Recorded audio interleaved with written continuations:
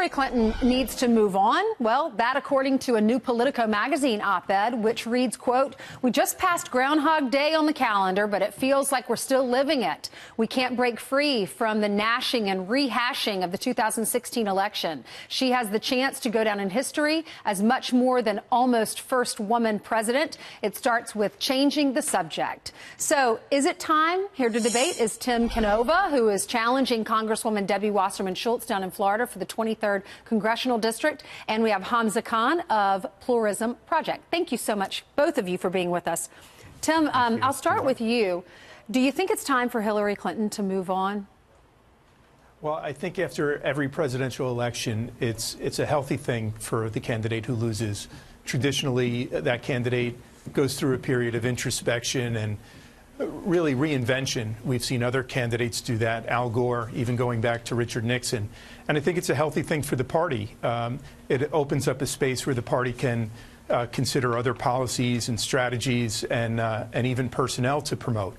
What makes it different this time is really how very divided the Democratic Party is. And a lot of that is a lingering hostility towards the Clinton campaign and the allegations of rigging the primary. That goes back to Donna Brazile and WikiLeaks and even a DNC fraud lawsuit. And it's very difficult for a big part of the party to move on as long as we keep rehashing this without kind of a reckoning. And just to give you one example, right here in Broward County where I am, we tried to verify the vote in our past election, and the supervisor of elections ended up destroying the ballots. We're still waiting for the Florida Democratic Party and the local Broward Democratic Party to speak out about this and do something. And it's very tough to move the party in that kind of a direction when, the lead candidate hasn't even moved on from this. Mm-hmm. There's more I could say about the ballot destruction. If folks are interested, they could go to our website at timcanova.com. Hamza, what do you think? Do you think she needs to move on? Is it time? Well, this has been an interesting election cycle, and it's also been an interesting time in American politics. Here we have former governor of Massachusetts, Mitt Romney, a Republican running for Senate in Utah. We have Newt Gingrich as a top advisor to the current White House administration.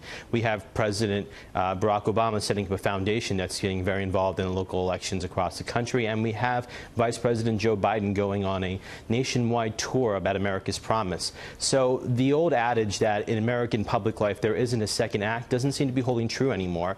President Donald Trump has run for office himself in the past. He's tried to become the nominee for his party as running for president for the United States several times. And now he's back in the game now. You think it'd be okay? Would Hillary Clinton be on the ballot in 2020 to run for president again? I don't know if Secretary Clinton is interested in running for president again, but her role right now is being a stateswoman leading our country from behind the scenes, and she's inspired so many amazing people to run for office across this country. Just this morning, the Pluralism Project is proud to endorse a couple of those candidates for Congress across the country, including Fairouz Saad, Kia Hamadanchi, and a few others, Neil Muhammad in Illinois.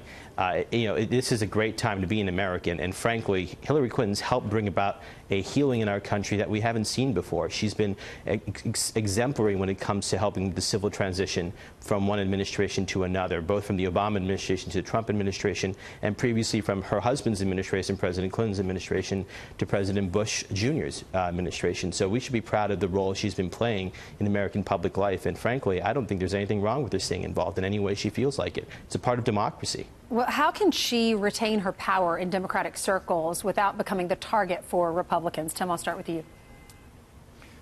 Well, I think that's a very good question and a very tough thing. She will remain the target, and it'll continue to be a rehash of what happened in 2016 at a time when the Democrats have to rebuild and figure out how they're going to come back.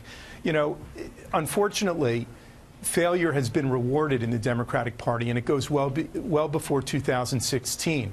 When you take a look at the huge defeats that the Democrats suffered in the midterm elections of 2010 and 2014, this party's in the weakest position that we've been in since 1920. I have to disagree with you there, Tim.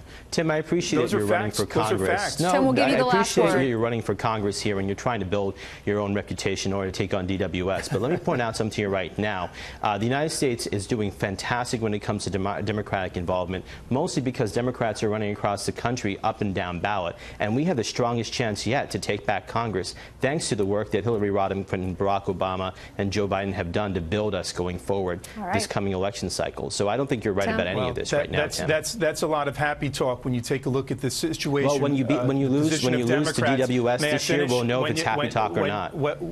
Well, may I finish? You know, the Democrats are in the weakest position in the House. You can keep saying that, but we're doing fantastic when it comes to our House races nationwide. Well, I'm rooting for the Democrats, and I'm working hard. Well, then for maybe you should stop trying to take down our former leader. I'm just pointing this out to you. I'm not trying to take down the former leader. It seems like you're desperate just to take on somebody. All right, we'll leave it there. No.